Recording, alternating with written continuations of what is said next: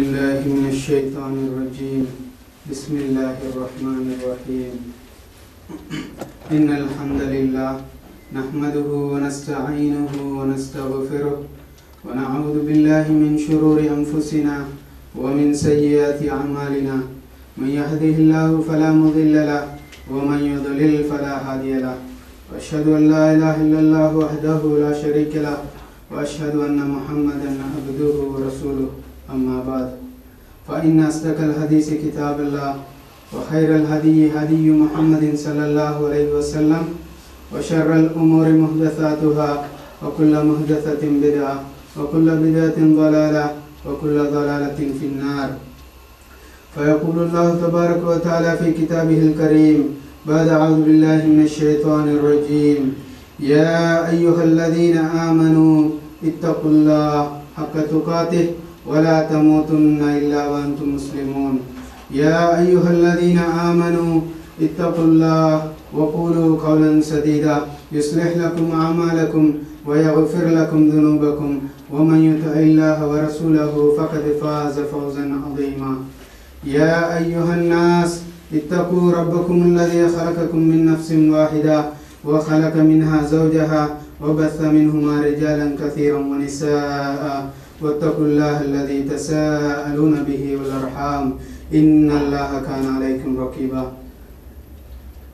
எல்லா புகழும் புகழ்ச்சியும் சர்வ உலகை படைத்து பரிபாலிக்கின்ற எல்லாம் வல்ல அல்லாஹ்வுக்கே உரியது. அவனிடமேயே உதவி தேடுகிறேன், அவனிடமேயே பாவ மன்னிப்பையும் வேண்டி நிற்கிறேன். அல்லாஹ் தஆலா யாருக்கு நேரான வழியை கொடுத்து விட்டானோ அந்த மனிதனை வழிகெடுப்பது என்பது யாராலும் முடியாது. அல்லாஹ் தஆலா யாருக்கு நேரான வழியை கொடுக்கவில்லையோ அந்த மனிதனை நேரான வழியில் நடத்துவது என்பது யாராலும் முடியாது. வணக்கத்திற்குரிய நாயன் அல்லாஹ் தஆலாவை தவிர வேறு யாரும் இல்லை என்று நான் உறுதியாக நம்புகிறேன், சாட்சி பகருகிறேன். எம்பெருமானார் முஹம்மது ஸல்லல்லாஹு அலைஹி வஸல்லம் அவர்கள் அல்லாஹ் தஆலாவின் அடியாரும் இறுதி தூதரும் என்று நான் உறுதியாக நம்புகிறேன், சாட்சி பகருகிறேன். இந்த ஜும்மாவுடைய கடமையை நிறைவேற்றுவதற்காக இங்கே சமூகம் அளித்திருக்கக்கூடிய எல்லாம் வல்ல அல்லாஹ்வின் நல்லடியார்களே, எனது அருமை பெரியோர்களே, சகோதரர்களே, அல்லாஹ் தஆலா எந்தெந்த விடயங்களை ஏவி இருக்கிறானோ அந்த விடயங்களை முழுமையாக எடுத்து நடந்து கொள்ளும்படியும், அல்லாஹ் தஆலா எந்தெந்த விடயங்களை தடுத்திருக்கிறானோ அந்த விடயங்களை முழுமையாக தவிர்த்து நடந்து கொள்ளுமாறும் முதலில் எனக்கும் அப்பால் உங்களுக்கும் தக்வாவை கொண்டு நல்லுபதேசம் செய்து கொள்கிறேன், அன்பு கட்டளையும் பிறப்பித்துக் கொள்கிறேன். இன்றைய ஜும்மா பிரசங்கத்தில் பாவங்கள் சம்பந்தமாக சில விடயங்களை குர்ஆன் ஹதீஸின் அடிப்படையில் விளங்கிக் கொள்றதுக்கு முயற்சி செய்வோம். பொதுவாக மனிதன் படைக்கப்பட்ட அந்த மனிதனுடைய இயல்பிலேயே அவன் பாவம் செய்யக்கூடியவனாக இருந்து கொண்டிருக்கிறான். ஏன்னா அல்லாஹ் தஆலா சொல்றான் எப்படின்னு சொன்னா, ஆதமுடைய மகன் தவறுகளுக்கும் பாவங்களுக்கும் மத்தியில் படைக்கப்பட்டிருக்கிறான். ஒவ்வொரு மனுஷனும் அவன் பாவம் செய்யக்கூடியவனாகவே இயல்புல படைக்கப்பட்டிருக்கிறான். ஆனா அல்லாஹ் தஆலா எதை விரும்புறான்டா, ஒரு மனிதன் பாவம் செஞ்சதுக்கு பின்னால அல்லாஹ்விடத்துல வருந்தி அல்லாஹ்விடத்துல அவன் கேட்கிறத அந்த பாவத்தை உணர்ந்து அவன் அல்லாஹ்விடத்துல கேட்கணும்னு சொல்றது அல்லாஹ் தஆலா விரும்புறான். அதனால நாங்க பொதுவாக பார்க்கலும் பாவங்கள் என்று சொல்லக்கூடிய நேரத்துல பொதுவாக இரண்டு அடிப்படையில பிரிக்கப்படும் பாவங்களை. ஒன்று பெரும்பாவங்கள் என்ற அடிப்படையில பாவங்கள் பிரிக்கப்படும். அதே போல சிறிய பாவங்கள் என்ற அடிப்படையில ஒரு வகையான பாவங்கள் இது. இந்த சிறிய பாவங்கள் பொதுவாக நாங்கள் கேட்கக்கூடிய அதிகமான ஹதீஸ்கள் தான் நெருக்கமாக. பொதுவாக நாங்கள் கேட்போம் ஹதீஸ்கள் மூலமாக ஒரு ஜும்மா அடுத்த ஜும்மாவுக்கு இடையில வரக்கூடிய பாவங்களை மன்னிக்கக்கூடியதாக இருக்குது. அதே போல ஒரு தொழுகை அடுத்த நேர தொழுகைக்கு இடைப்பட்ட அந்த பாவங்களை அது அளிக்கும் சொல்ற விஷயங்களை, இப்படியான ஹதீஸ்களை நாங்கள் பார்ப்போம். இந்த ஹதீஸ்கள் எல்லாத்திலையும் வரும் என்னன்னு சொன்னா, ஒரு மனிதன் பெரும்பாவங்கள் செய்யாத வரையில சின்ன பாவங்களை மட்டும்தான் இந்த அமல்கள் அளிக்கக்கூடியதாக இருக்கும். ஒரு தொழுகைக்கு இன்னொரு தொழுகைக்கு இடையில நடக்கக்கூடிய அந்த பாவங்களை அளிக்கும் சொல்லி வரக்கூடிய ஹதீஸ்ல பெரும்பாவங்கள் செய்யாத நிலைமையில வரக்கூடிய நேரத்துல அது சின்ன பாவங்களை தான் அந்த அமல்கள் அளிக்கக்கூடியதாக இருக்குது. அதே போல பெரும்பாவங்கள் ஒரு மனுஷன் செஞ்சிட்டான்னு சொன்னா அந்த பாவத்துக்காக வேண்டி அவன் அல்லாஹ்விடத்துல அல்லாஹ்விடத்துல வருந்தி அந்த பாவத்தை உணர்ந்து அல்லாஹ்விடத்துல கண்ணீர் வடிக்காத வரையில, அல்லாஹ்விடத்துல தௌபா செய்யாத வரையில அல்லாஹ் அந்த பாவங்களுக்குரிய மன்னிப்பு அவனுக்கு கிடைக்க போறதில்லை. அதனால நாங்க விளங்கி கொள்ளணும் என்னன்னு சொன்னா, பெரும்பாவங்கள் என்னதுன்னு சொல்ற விஷயத்தை நாங்க விளங்கி கொண்டோம்டா, பெரும்பாவங்கள் ஒரு சில விஷயங்கள் தான் நிற்குது. அந்த பெரும்பாவங்களை நாங்க விளங்கி கொண்டோம்டா அதுக்கு அப்பால் உள்ள அது இல்லாம வரக்கூடிய அனைத்து பாவங்களும் சிறிய பாவத்துக்குள்ளால சேரும். அதனால பெரும்பாவத்தை வகைப்படுத்தக்கூடிய நேரத்துல நபி ஸல்லல்லாஹு அலைஹி வஸல்லம் முதலாவதாக கொண்டு வச்ச விஷயம் என்னன்னு சொன்னா, இணை கற்பித்தல். அல்லாஹ்வுக்கு இணை வைக்கிறது அது பெரும்பாவங்கள்ல முதல் இடத்துல வரக்கூடியதாக இருந்து கொண்டிருக்குது. ஏன்னு சொன்னா எங்களுக்கு தெரியும், இது நாங்க சிம்பிளா நினைச்சு கொண்டிருப்போம், இதுதானே எங்களுக்கு தெரிஞ்ச விஷயம் தானே, அல்லாஹ்வுக்கு இணை வைக்கப்படாதுன்னு சொல்றது எங்களுக்கு எல்லாருக்கும் தெரிஞ்ச விஷயம் தானே. முஸ்லீம்களாக பிறந்த ஒவ்வொரு மனிதனும் அல்லாஹ்வுடன் இன்னொரு மனிதனை சேர்க்கப்படாதுன்னு சொல்றதுல எந்த சந்தேகமும் இல்லாம இருக்கிறோம். ஆனா என்ன விஷயத்துல எங்களுக்கு சரியான தெளிவு இல்லாம இருக்குதுன்னு சொன்னா, அல்லாஹ்வுடைய அந்த பண்புகளுக்கு, அல்லாஹ்வுடைய அனைத்து பண்புகளையும் ஒரு மனிதனுக்கு அல்லாஹ்வுடைய ஏதாவது ஒரு பண்பை கொடுத்துட்டாலும் அதுவும் இணை வைத்தலாக மாறிவிடும் சொல்றது நாங்க விளங்குறதுக்கு மறக்கிறோம். அல்லாஹ்வுடைய ஒவ்வொரு பண்பு இருக்குது. அல்லாஹ் தஆலா பார்க்கக்கூடியவன், நாங்களும் பார்க்கக்கூடியவங்களாக இருக்கிறோம். ஆனா அல்லாஹ் எப்படி பார்க்கக்கூடியவன்டா, நாங்க ஒரு திரைக்கு பின்னால் உள்ளதை பார்க்க மாட்டோம், அதே போல ஒரு குறிப்பிட்ட தூரத்துக்கு அப்பால் உள்ளதை பார்க்க மாட்டோம், ஒரே நேரத்துல பல விஷயங்களை நாங்க பார்க்க மாட்டோம். ஆனா அல்லாஹ் தஆலா ஒரே நேரத்துல முழு உலகத்துல நடக்கக்கூடிய அனைத்து விஷயங்களையும் ஒரே நேரத்துல பார்க்கக்கூடியவனாயிருக்கிறான். அதே போல நாங்க வெளிச்சத்துல தான் பார்க்கக்கூடியவங்களாயிருப்போம். ஆனா அல்லாஹ் தஆலா இருட்டிலையும் பார்க்கக்கூடியவன், தண்ணிக்குள்ளையும் பார்க்கக்கூடியவன். எப்படி வருதுன்னு சொன்னா, கார் இருள்ல கடலுடைய அடித்தளத்துல செல்லக்கூடிய விஷயங்களையும் அல்லாஹ் தஆலா பார்க்கக்கூடியவனாயிருக்கிறான் சொல்ற அவ்வளோ அல்லாஹ் தஆலாவுடைய பண்பு இருந்து கொண்டிருக்கு. ஆனா அதே மாதிரி அல்லாஹ் தஆலாவுக்கு இந்த பண்புகளை கொடுப்போம் சொன்னா, யாராவது ஒரு மனிதன் கேட்கக்கூடியவராக இருக்கிறாரு, அவர் 4-5 பேர் பேசுறதை கேட்பாருன்னு சொன்னா, அதே போல பல மக்கள் பேசுறத, பல மக்கள் கேட்கிறத அவர் கேட்பாருன்னு சொன்னா, அது அல்லாஹ்வுடைய பண்பாக இருந்து கொண்டிருக்குது. இந்த விஷயத்தை நாங்க யாருக்கும் கொடுத்துடப்படாது. அதே போல நாங்க கையேந்துறதாக இருந்தால், நாங்க பாவ மன்னிப்பு கேட்கிறதாக இருந்தால் அது அல்லாஹ்விடத்துல மாத்திரம் தான் கேட்கப்படணும். அல்லாஹ்வை தவிர இன்னொரு மனிதனுக்கு அந்த பண்பை கொடுத்துட்டோம்னு சொன்னா, நான் கேட்கிற பாவ மன்னிப்பு ஒரு அவுலியாவிடத்துல கேட்டுட்டேன்னு சொன்னா அது அல்லாஹ்விடத்துல அந்த மனிதரை வச்சதாக அமைஞ்சிடும். அல்லாஹ்வுக்கு நிகராக இன்னொரு மனிதனை கொண்டு வச்சதாக ஆகிரும். அதே போல இந்த விஷயத்துல நாங்க கவனமாய்ந்து கொள்ளணும். அதே போல இன்னொரு விஷயம்தான், அல்லாஹ் தஆலா அவன்தான் சட்டம் இயற்றத்துக்கு தகுதியான ஒருவன். அல்லாஹ் தஆலா தான் இந்த மார்க்கத்துடைய அனைத்து அதிகாரமும் அல்லாஹ் தஆலா தான் இது கொண்டிருக்குது. இந்த மார்க்கத்தில் ஒரு விஷயம் ஹலால் சொல்றதாக இருந்தாலும் சரி, மார்க்கத்தில் ஒரு விஷயம் ஹராம் சொல்றதாக இருந்தாலும் சரி, ஒரு விஷயம் சுன்னத்துன்னு சொல்றதாக இருந்தாலும் சரி, ஒரு விஷயம் ஃபர்ல் என்று சொல்றதாக இருந்தாலும் சரி, அனைத்தும் அல்லாஹ்வுடைய கையில் இருந்து கொண்டிருக்குது. இந்த விஷயத்தை நாங்க வேற யாருக்காவது கொடுத்துட்டோம்னு சொன்னா அதுவும் அல்லாஹ்வுக்கு ஒரு மனிதனை நிகராகிறதாக ஆகிவிடும். நாங்க ஏற்கனவே பல ஜும்மாவுடைய பிரசங்கங்களை கேட்டிருக்கிறோம் இந்த விஷயங்களை. அதே போல நபி ஸல்லல்லாஹு அலைஹி வஸல்லம் நாங்க ஏற்றுக்கொண்டிருக்கக்கூடிய கலிமா, இந்த மார்க்கத்துல வழிகாட்டுறதுக்கு தகுதியான ஒரு மனிதர் என்றா நபி ஸல்லல்லாஹு அலைஹி வஸல்லம் அவங்கள தவிர இந்த உலகத்துல வேற எந்த மனிதனுக்கும் அந்த தகுதி கொடுக்கப்படல. நாங்க எப்படி ஏற்றுக்கொண்டிரோம் நபி ஸல்லல்லாஹு அலைஹி வஸல்லம் அவங்கள?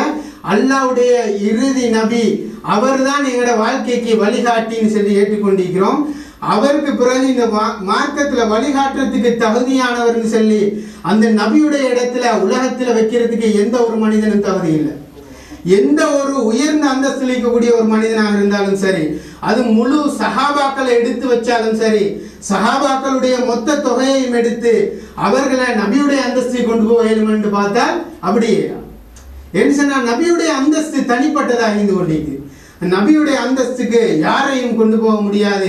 எந்த ஒரு மனிதனாக இருந்தாலும் சரி, நபிக்கு பின்னால்தான் அவனுடைய ஒவ்வொரு விஷயமும் நடக்க வேண்டியதாக இருந்து கொண்டிருக்கு. அதனால நாங்கள் இந்த விஷயங்களை தெளிவாக விலகிக் கொள்ளணும். ஏன்னு சொன்னா அல்லாஹ் தாலாவை சொல்றான், யாரு அல்லாஹ்வுக்கு இணை வைக்கிறாங்களோ, யாரு அல்லாஹ் இடத்துல ஒரு மனிதன் அல்லாஹ் வைக்க வேண்டிய ஒரு இடத்துல ஒரு மனிதனை வச்சுட்டாரோ, அல்லது நபியுடைய இடத்துல இன்னொரு மனிதனை வச்சுட்டாரோ, அவருக்குரிய தண்டனை என்ன தெரியுமா? அல்லாஹ் தாலா குர்ஆன்ல சொல்லக்கூடிய நேரத்துல 2வது அத்தியாயம் சூரா பக்கராவுடைய 39வது வசனத்துல அல்லாஹ் சொல்லி காட்டுறான், வல்லதீன கஃபரு வகஸபு பிஆயாத்தினா உலாயிக அஸ்ஹாபுன் நார் ஹும் ஃபீஹா காலிதூன். அல்லாஹ் தாலா என்ன சொல்றான், அந்த மக்கள் யார் அல்லாஹ்வுக்கு இணையாக்கிட்டாங்களோ அந்த மக்கள் நரகத்துல போவார்கள். அதோட மட்டும் அல்லாஹ் தாலா நிப்பாட்டல்ல, அல்லாஹ் தாலா சொல்றான் ஹும் ஃபீஹா காலிதூன், அதுல அவர்கள் நிரந்தரமாக இருப்பார்கள். ஒவ்வொரு மனிதனும் நாங்க யோசிச்சு பார்க்கணும், நாங்க யாரும் நரகத்துக்கு போயிடவே படாதுன்னு நினைக்கக்கூடியவங்க.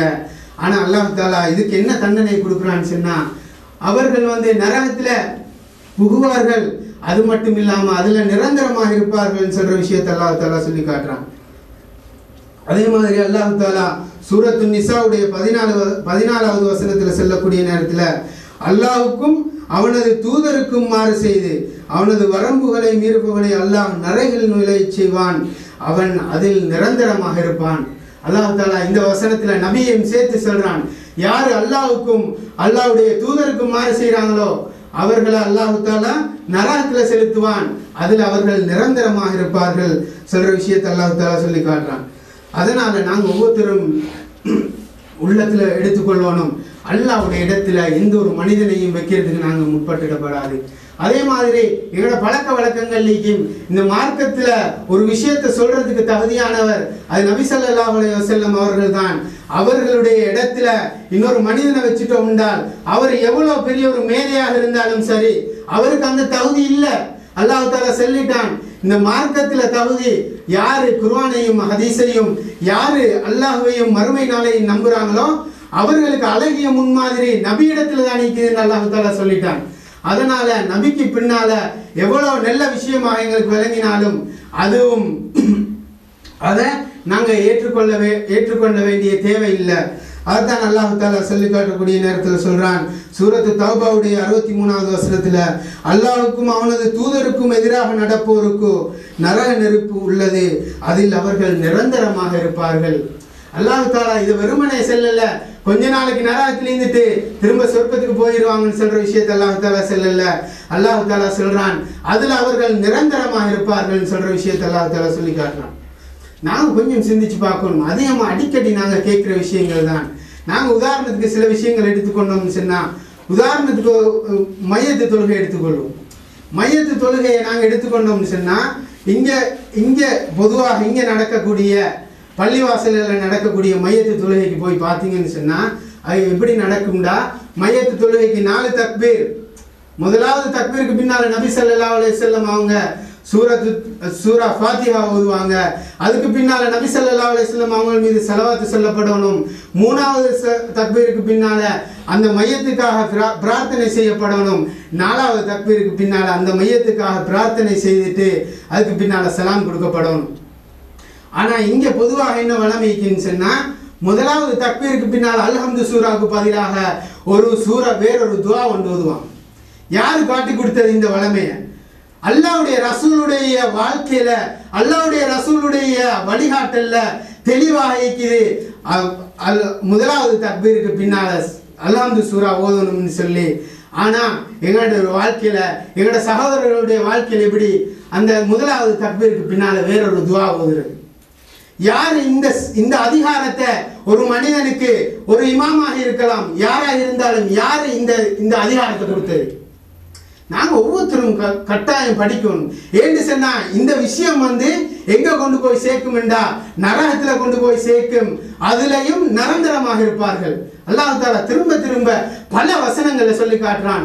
எங்க எல்லாம் அல்லாஹ் தாலா இணை வைக்கிறத பத்தி பேசுறானோ அங்க எல்லாம் சொல்றான் அவர்கள் நிரந்தரமாக அந்த நரகத்தில் இருப்பார்கள். இந்த விஷயத்துல நாங்க கொஞ்சம் கவனமா இருந்து கொள்வோம். அதே போல எங்களுக்கு தெரியும், பெருநாளுடைய தொழுகை நாங்க தொழுவோம். பெருநாளுடைய தொழுகைக்கு 2 ரக்காத்துகள். முதலாவது ரக்காத்துல 7 தக்பீர், 2வது ரக்காத்துல 5 தக்பீர் சொல்லப்படும். நாங்க இங்க இந்த நாட்டுல இங்க வாழக்கூடிய பல இடங்களை பார்க்கிறோம், 3 தக்பீரோட முடிப்பாங்க முதலாவது ரக்காத்துல. யார் அந்த அதிகாரத்தை கொடுத்தது? யாரு ஒரு மனிதனுக்கு ஒரு இமாமாக இருக்கலாம், யாராக இருந்தாலும் சரி, அந்த ரசூலுல்லாஹ்வுடைய அந்தஸ்தை விட குறைவுதான். உலகத்துல பிறந்த எந்த ஒரு மனிதனாக இருந்தாலும் சரி, நாங்க போற்றுவோம் இமாம்கள். நிச்சயமாக அவர்கள் எங்களை விட படித்தவர்கள் தான், நிச்சயமாக அவர்கள் எங்களை விட தக்வாவில் கூடியவர்களாக இருக்கலாம். ஆனால் நபியுடைய அந்தஸ்து இருக்கும் போது